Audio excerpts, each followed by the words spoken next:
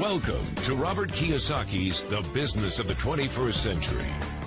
Robert Kiyosaki is recognized internationally as one of today's leading financial experts. The author of the best-selling Rich Dad, Poor Dad, his books have been translated into 51 languages in 109 countries and sold more than 28 million copies worldwide. Robert has spent his life educating people on how to attain financial freedom. Now, through this special video presentation, he explains why network marketing is indeed the business of the 21st century and how you can take advantage of its opportunities to create the life you desire. Hello, I'm Robert Kiyosaki. I'm the author of this book, Rich Dad, Poor Dad. I want to welcome you to the business of the 21st century. For those of you who may not be familiar with this book, it was published in 1997, a self-published book, and it went all around the world, and in 2000 it made the New York Times bestseller list. It was the only self-published book that made it. And at the same time, a woman named Oprah Winfrey called, and I went on her show to talk about Rich Dad, Poor Dad, and voila, suddenly I was a famous individual. So today this book has now sold approximately 25 million copies in 100 different countries and 50 different languages. So today, Rich Dad, Poor Dad is the #1 personal finance book ever written. So Rich Dad, Poor Dad is a very simple story of my two dads. My real dad was the head of education for the state of Hawaii. Great guy, PhD, like I said, head of education, smart guy, but he also ran for lieutenant governor of the state of Hawaii as a Republican. Unfortunately, he lost, and he ultimately died poor, so that's why I call him my poor dad. My rich dad, on the other hand, didn't finish school, but he ultimately became one of the richest men in Hawaii. So he was my best friend's father, and starting when I was just the age of 9, my rich dad began teaching me about money and business and why the rich are getting richer and why there's this big gap between the rich and everybody else today. So Rich Dad is a very simple, true story about two fathers, Rich Dad and Poor Dad, tell their two sons about money. And it was my poor dad always said, go to school, get a job, work hard, and all that stuff. And my rich dad says, you'll never get rich doing that. You'll never be a free man. So that's kind of the differences. But if I would show you a diagram of the differences here, is that in financial education, this is very simply the difference. Because there's no financial education in our school, most people do not understand financial statements. So this here is income, expense, assets, and liabilities. And the reason my poor dad was poor, it was very simple. Because he couldn't read a financial statement because he don't have financial education in school. He was financially illiterate, although a PhD. And my poor dad always said, our house is an asset. And my rich dad said, your father may be well educated, but he can't tell assets from liabilities. So very simply, my rich dad said to me, assets, whether you work or not, put money in your pocket. So when a banker looks at your financial statement, the banker looks at this and says, oh, you have assets and you're putting money in your pocket. And if you look at your house, it's really a liability because every month it takes money from your pocket. Now I can hear people say, well, it's, I don't have any debt on it, but still every month you have insurance, you have upkeep and expenses to it.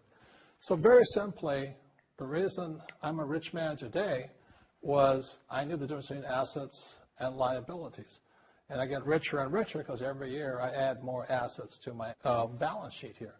And so that's one of the biggest differences. And as my rich dad often said to me, he says, son, my banker has never asked me for my report card.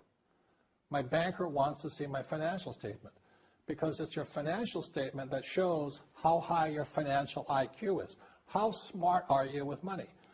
If you're very smart with money, the banker will give you as much money as you want because you know how to make money with money. If you're not very smart about money, all the banker will give you is a credit card and a home loan. So those are some of the differences between my rich dad and my poor dad.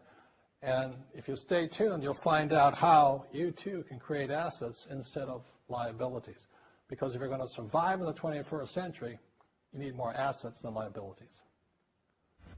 The next thing I want to cover with you is one of the most important lessons my rich dad gave me, and it was called the cash flow quadrant. And what my rich dad explained to me is that there's 4 people in business. One are E's, employees. S stands for small business, self-employed, or specialist. B stands for big business, and I stands for investor. And the thing of note here is that most people who go to school are programmed for the E and the S side. For example, it was my poor dad who always said to me, son, go to school so you can get a nice, safe, secure job. And so my poor dad wanted me to be an employee. And since the time I was a kid, get a safe, secure job, steady paycheck, and benefits. Okay?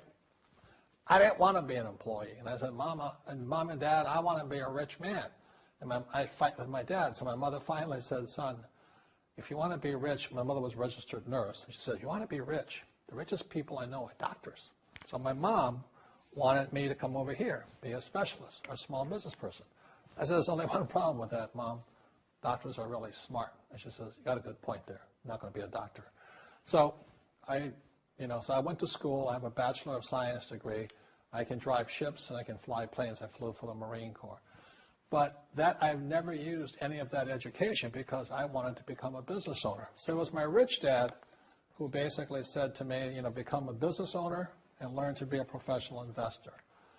So one of the big differences here between these people is that it's called taxes. See, in 1943, in the U.S., the federal government passed a law that said employees had to pay tax before they got paid. So when you get your paycheck from your employer, you open it up, and voila, the government's always taken a sizable chunk of it.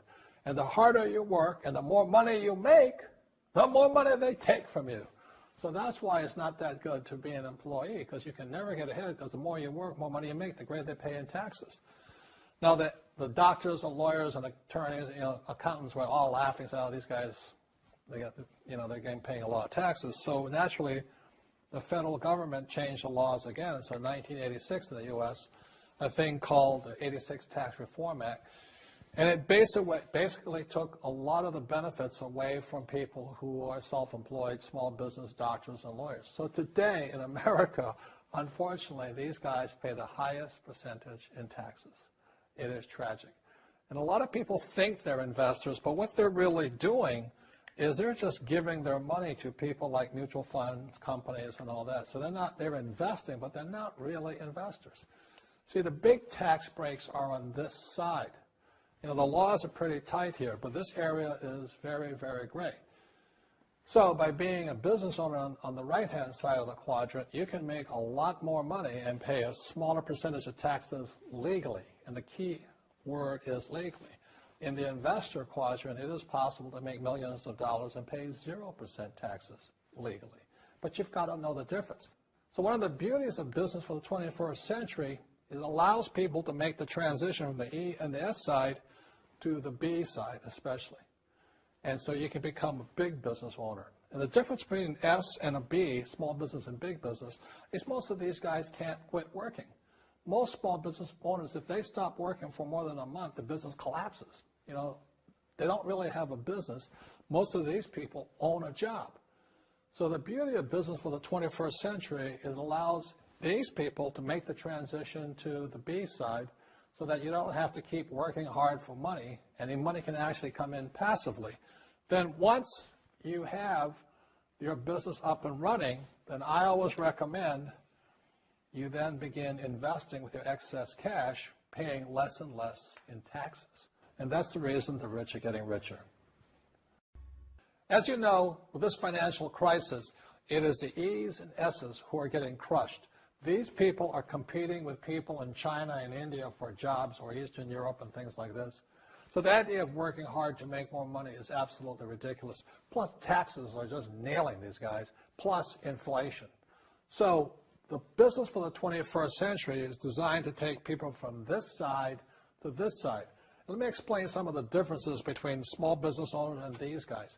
These guys here work for money. They work hard, they make more money, they get taxed. And the difference between the B quadrant people and I quadrant people is they build assets. So, rule number one is entrepreneurs make things happen, but they make different things happen. Instead of working for money, they work hard to build assets. So point two, it takes courage to be on the B and the I side. See, these guys here want a steady paycheck. They want to get paid today. But the big difference and why it takes courage is these guys, it takes time to build an asset. But most importantly, point three, for true entrepreneurs who build assets, it'll bring freedom. Now, one of the problems with this area, as you know, it takes capital. In other words, it takes a lot of money to buy some of these apartment buildings, to build a business and things like this. But there is a way. There is a way to do it with very little capital, and that's what I'm here to talk to you about. It's about a business for the 21st century. As an entrepreneur, I have built many businesses from scratch, and as some of you know, a lot of them crashed also. Statistics show that most new businesses fail within the first 5 years, 90% in fact. And of the 10% that survive, the remaining 10% crash in the second 5 years. So in other words, most are gone in 10 years. So I've looked at many different models, and one that stands out for me is network marketing. And the reason for that, it takes very little upfront cash. It's low overhead. You can do it part-time. It means keep your daytime job, but do this part-time. And once the business is up and running, it can generate enough income so that you can move from the left side to the right side of the quadrant. So let me tell you about my introduction to network marketing, because I had a very closed mind to it. Since I can build my own businesses, I said, why do I need a network marketing business? But about 15 years ago, I have a good friend, his name is Bill, and this guy is the best real estate investor I know. He has tons of assets in here. So I said, Bill, why did you start a network marketing business? And his answer was very simple. He says, it's my way of helping people. But more importantly, he says, the reason most people can't invest in real estate is because they don't have a business. They don't make enough money simply because taxes, debt, inflation, and retirement savings are killing them. They cannot even invest. So my friend Bill, who is a professional real estate entrepreneur, he says, I started a network marketing business so the people that worked with me could start their own business and then invest money with him. So with that, I realized then that network marketing wasn't about making money, but it was about helping people to help other people make money so they become financially free. So the beauty of network marketing, I said, like it's very low entry point, doesn't take much money, you can do it part-time. And where you profit is in most big corporations is they spend millions, sometimes billions of dollars in advertising. So rather than give that money to advertisers, network marketing depends on building a network. It's called word of mouth, like you recommend a movie to a best friend. So really, the reason I support network marketing, because it's not about selling. It's about people helping people build assets in the asset columns, becoming business owners, and then becoming investors, rather than going through all of this here, which most E's and S's go through.